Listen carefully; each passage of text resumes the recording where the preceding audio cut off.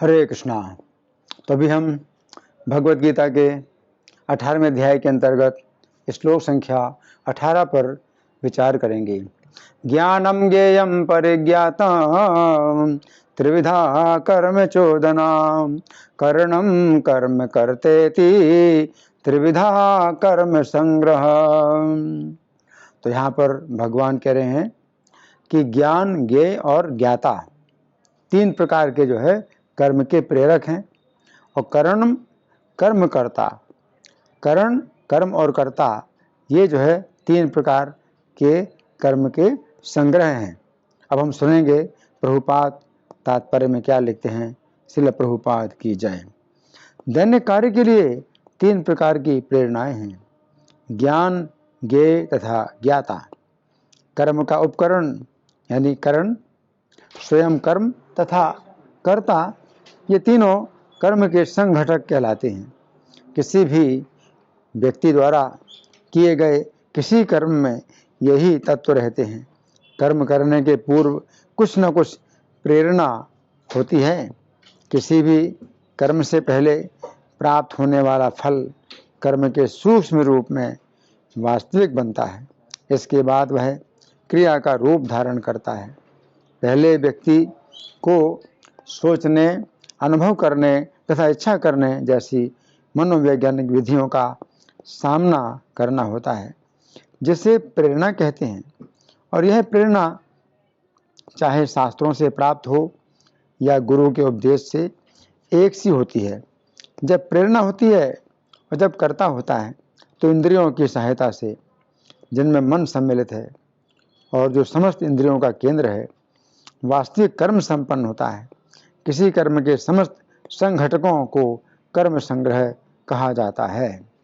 तो यहाँ पर प्रभुपाद का तात्पर्य समाप्त हुआ। अब हम सुनेंगे श्री भगवान ने कहा में इसकी कैसी व्याख्या हुई है। पिछले श्लोक में श्री कृष्ण ने कहा था कि जिस व्यक्ति के अंदर कर्तापन की भावना नहीं है, वह कर्म करते हुए भी कर्म नहीं करता है। उस समय अर्जुन के मन में जिज्ञासा उत्पन्न हुई कि यदि व्यक्ति के अंदर कर्तापन की भावना नहीं होती है तो उससे कर्म करने की प्रेरणा कैसे उत्पन्न होती है। अंतर्यामी होने के कारण श्री कृष्ण अर्जुन के मन की जिज्ञासा को समझ गए। अतः उन्होंने इस श्लोक में बताया है कि ज्ञान, ज्ञेय तथा परिज्ञाता, ये तीन वस्तुएं कर्म करने के लिए प्रेरणा उत्पन्न करती हैं। इस श्लोक में श्री कृष्ण की दो अत्यंत महत्वपूर्ण शिक्षाएं हैं, जिनकी हम क्रम पूर्वक चर्चा करेंगे। तो पहली अत्यंत महत्वपूर्ण शिक्षा, इस श्लोक की प्रथम पंक्ति के शब्द हैं ज्ञानम ज्ञेयम परिज्ञाता त्रिविधा कर्म चोदना, अर्थात ज्ञान, ज्ञेय तथा ज्ञाता ये तीन कर्म के प्रेरक हैं। तो यहाँ पर श्री कृष्ण कह रहे हैं कि कर्म की सबसे पहली प्रेरणा ज्ञान के ही द्वारा प्राप्त होती है। यहाँ पर ज्ञान का अर्थ है अपने अस्तित्व का ज्ञान। श्लोक संख्या 20, 21, 22 इन तीन श्लोकों में श्री कृष्ण ने तीन गुणों के अनुसार तीन प्रकार के ज्ञान का वर्णन किया है।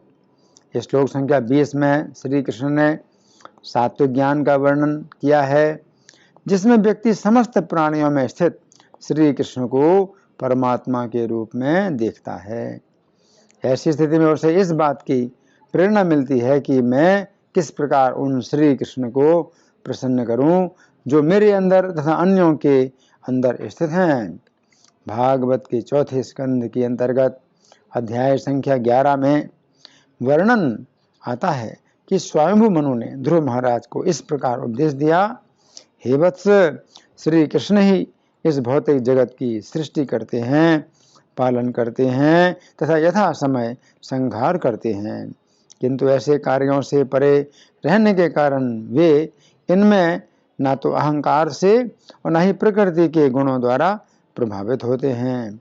श्री कृष्ण समस्त जीवों के साथ रहने वाले परमात्मा हैं। तुम उन्हीं भगवान की शरण में जाओ ब्रह्मा सहित सभी देवगण उनके नियंत्रण में कार्य कर रहे हैं। जिस प्रकार नाक में रस्सी पड़ा बैल अपने स्वामी के द्वारा नियंत्रित किया जाता है इति। तो यहाँ पर श्री कृष्ण कह रहे हैं कि 3 गुणों के अनुसार 3 प्रकार का ज्ञान कर्म के लिए 3 प्रकार की प्रेरणा देता है।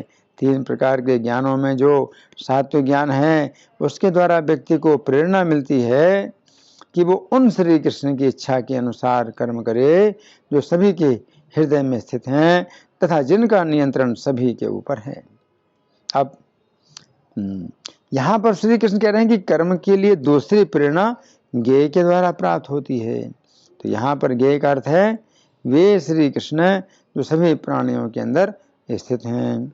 गीता 13:23 में श्री कृष्ण कहते हैं कि प्रत्येक शरीर में जीव के साथ एक परम पुरुष श्री कृष्ण रहते हैं जो जीव की इच्छा के अनुसार कर्म करने की अनुमति प्रदान करते हैं।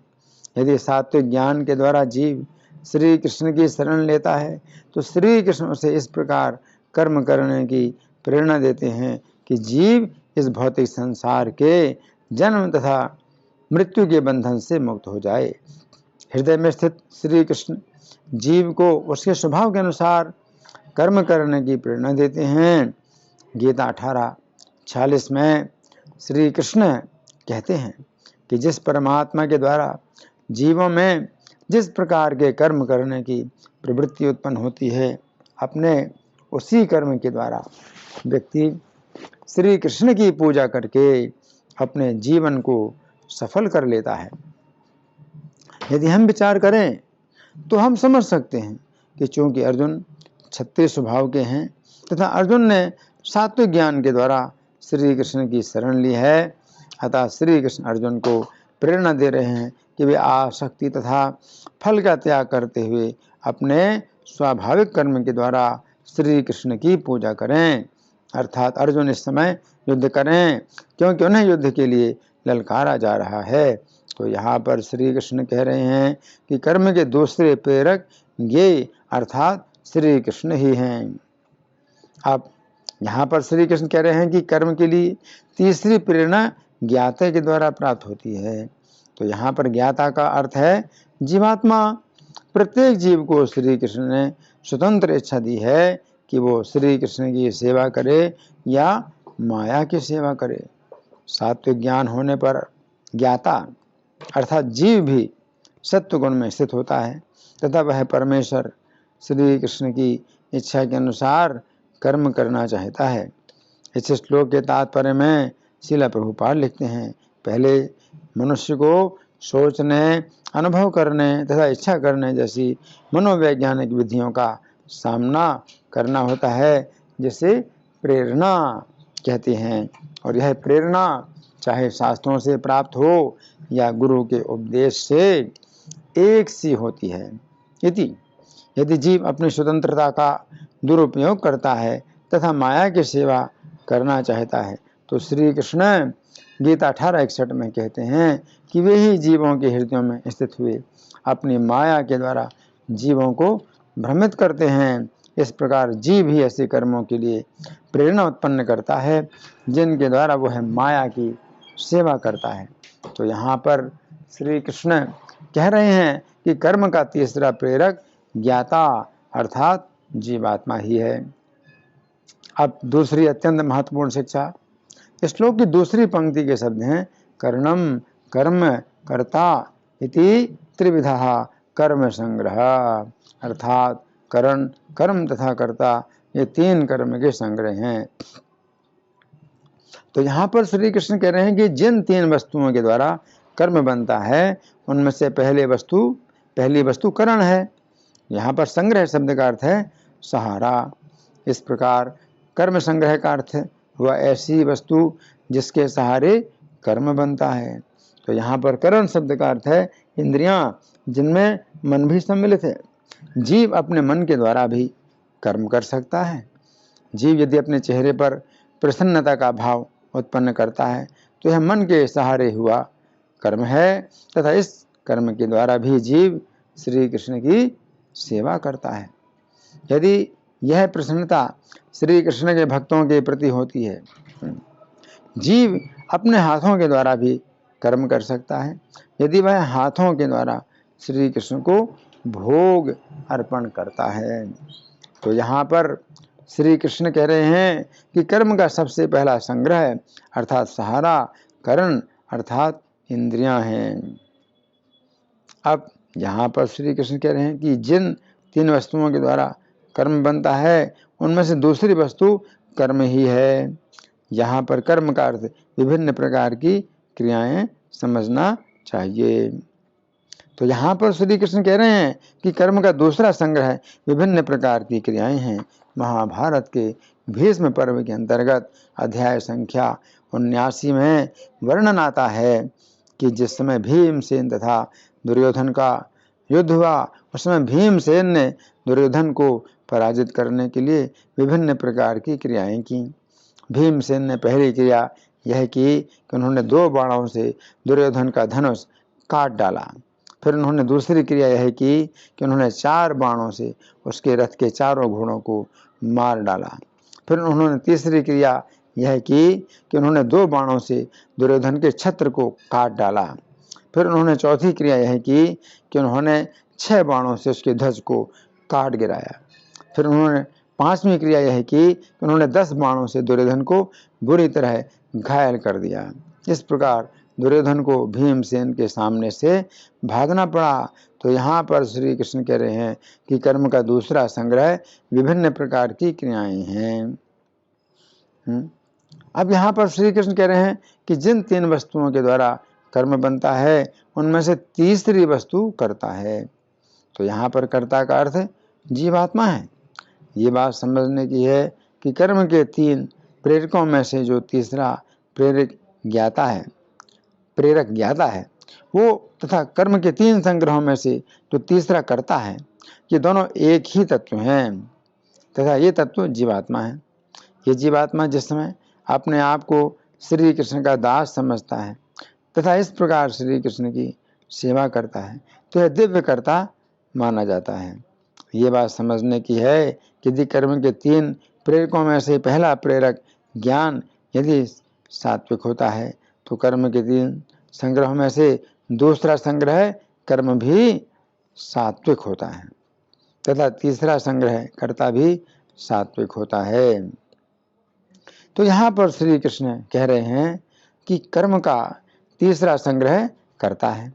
ईशोपनिषद के 15वें मंत्र में एक सात्विक कर्ता श्री कृष्ण से प्रार्थना करता है कि हे श्री कृष्ण आपका मुख सोने के समान ब्रह्म ज्योति से ढका हुआ है। यदि मैंने आपको ही परम सत्य माना है तथा आपके उपदेशों को ही अपना परम धर्म समझकर आचरण किया है तो आप अपने मुख से ब्रह्म ज्योति का पर्दा हटा लीजिए ताकि मैं आपके मुख का दर्शन कर सकूं। तो उक्त मंत्र में जीव अपने आप को कर्ता मानता है परंतु कैसा कर्ता मानता है? वो अपने आप को श्री कृष्ण की सेवा का कर्ता मानता है। तो यहाँ पर कर्तापन का भाव है परंतु यह दिव्य भाव है। जीव या तो माया की सेवा का करता है अन्यथा श्री कृष्ण की सेवा का करता है परंतु कर्ता के अतिरिक्त वह कुछ नहीं है। गीता के उपदेश के अंत में अर्जुन ने कहा करिष्ये वचनम तव अर्थात हे श्री कृष्ण मैं आपके आदेश के अनुसार कार्य करूँगा। तो यहाँ पर श्री कृष्ण कह रहे हैं कि कर्म के 3 संग्रहों में से तीसरा संग्रह कर्ता अर्थात जीवात्मा है। इस श्लोक के बंगाली पद्यानुवाद में श्रील प्रभुपाद लिखते हैं कर्मेर प्रेरणा है ज्ञान ज्ञेय ज्ञाता कर्मेर संग्रह करण कर्मेर संग्रह से करण कर्म करता। तो यहाँ पर श्री कृष्ण अर्जुन से कह रहे हैं कर्मेर संग्रह से करण कर्म करता अर्थात हे अर्जुन कर्मों के 3 संग्रहों में से कर्ता तभी दिव्य होता है जब वह मेरी सेवा करता है। यदि तुम मेरी सेवा करते हुए दिव्य कर्ता बनना चाहते हो तो तुम मेरी शरण लो। तो इस श्लोक में भगवान 3 प्रकार से कर्म के प्रेरक बतलाते हैं और 3 प्रकार के कर्म के संग्रह बतलाते हैं। तो कर्म के प्रेरक 3 प्रकार के हैं, ज्ञानम ज्ञेयम परिज्ञाता। हाँ, एक तो ज्ञान, तो ज्ञान 3 प्रकार का होता है। तो 3 गुणों में जो कर्म होते हैं तो वो इसी प्रकार से होते हैं कि अगर कर्म की जो प्रेरणा है, वो ज्ञान अगर सात्विक है तो फिर क्या होगा, कर्म सात्विक कर्म होगा। क्यों? क्योंकि ये जो ज्ञान है, जो दिव्य ज्ञान है, आध्यात्मिक ज्ञान है, तो इस ज्ञान के द्वारा हम विचार करते हैं कि ये भौतिक संसार कष्टों का स्थान है और मैं इस भौतिक संसार में केवल उतने देर के लिए रहना चाहता हूँ जितनी देर के लिए मेरा ये शरीर बना रहेगा, और शरीर छोड़ करके मैं कहाँ जाऊँगा, वैकुंठ जगत में जाऊँगा। तो ज्ञानम का मतलब है सात्विक ज्ञान और रजोगुणी ज्ञान, तमोगुणी ज्ञान। तो सात्विक ज्ञान में व्यक्ति अपने संबंध में इस प्रकार सोचता है ना। फिर कर्णम कर्म कर्ता इति त्रिविधा संग्रह, कि कर्म के संग्रह 3 हैं, एक तो करण यानी इंद्रियां, और दूसरा कर्म, और तीसरा है कर्ता, है ना। तो तीनों कर्म के संग्रह हैं, है ना। तो कर्ता जो करता है, तो उसके संबंध में भी भगवान ने गीता में 3 प्रकार का कर्ता बतलाया है। तो भगवान कहते हैं सात्विक कर्ता, है ना। तो सात्विक कर्ता कैसा होता है, मुक्त संगो नहमवादी धृति उत्साह समन्वितः, हर्ष धृति उत्साह समन्वितः, मुक्त संगो नहमवादी धृति उत्साह समन्वितः। तो जिसके अंदर धैर्य है, उत्साह है, और सिद्धि सिद्धि में जो समान है, सफलता सफलता में समान है, तो कर्ता सात्विक उच्यते। सिद्धि सिद्धि और निर्विकार कर्ता सात्विक उच्यते। तो सात्विक कर्ता वो होता है कि जो आसक्ति से मुक्त हो, अनहमवादी और अहमवादी नहीं होता। अहमवादी का मतलब है कि हर हमेशा अहम, मैं हूँ, मैं हूँ, मैं ये हूँ, मैं वो हूँ, है ना, मैं ये करूँगा, मैं वो करूँगा। तो अपना जो है ज़्यादा बखान करता है तो उसको अहमवादी कहलाता है, उसे अहमवादी कहा जाता है। तो मुक्त संगो अहमवादी धृति उत्साह समन्विता। तो अहमवादी नहीं होता है, अनहमवादी होता है कि मैं नहीं, और धृति उत्साह समन्विता, धैर्य और उत्साह से जो है भरा रहता है। सिद्धि सिद्धि और निर्विकार कर्ता सात्विक उच्यते। सिद्धि असिद्धि में निर्विकार रहता है। तो जैसे प्रभुपाद, है ना, तो सात्विक कर्ता, प्रभुपाद को सात्विक कर्ता कहा जा सकता है। क्यों? प्रभुपाद कैसे हैं, अनहमवादी। प्रभुपाद जो है अहमवादी नहीं है। प्रभुपाद ने इतना बड़ा कार्य किया पूरी दुनिया में, हरे कृष्ण आंदोलन फैलाया, लेकिन कोई अगर उनको कहता था कि प्रभुपाद आपने इतना बड़ा काम किया, तो प्रभुपाद या तो इस कार्य का श्रेय अपने शिष्यों को देते थे, या अपने गुरु महाराज को देते थे, या चैतन्य महाप्रभु को देते थे। तो प्रभुपाद कभी ये कहते थे कि नहीं, ये तो चैतन्य महाप्रभु का संदेश मैंने जो दिया, तो मेरा तो केवल इतना ही गुण है कि मैंने बदला नहीं है, मैंने चैतन्य महाप्रभु संदेश ज्यों का त्यों दिया है। इस प्रकार से अपना जो है वो अहम वो मिटा देते थे कि मैंने ये कार्य किया, नहीं। या फिर ये कहा करते थे कि अपने शिष्यों से प्रभुपाद कहते थे कि मेरे गुरु महाराज ने तुम लोगों को मेरी सहायता के लिए भेजा है, अगर तुम लोग ना होते तो मैं क्या कर पाता। तो इस प्रकार से प्रभुपाद अपने अहम वाद को हमेशा मिटाते हैं कि मैं क्या कर सकता, है ना। तो कभी जो है प्रभुपाद ने कहा कि चैतन्य महाप्रभु संदेश से मैंने मिलावट नहीं की है, तो मेरा इसमें कुछ भी गुण नहीं है, कितने गुण है कि मैंने मिलावट नहीं की। या प्रभुपाद ने कहा कि मेरे गुरु महाराज ने भेजा है तुम लोगों को मेरी सहायता करने के लिए।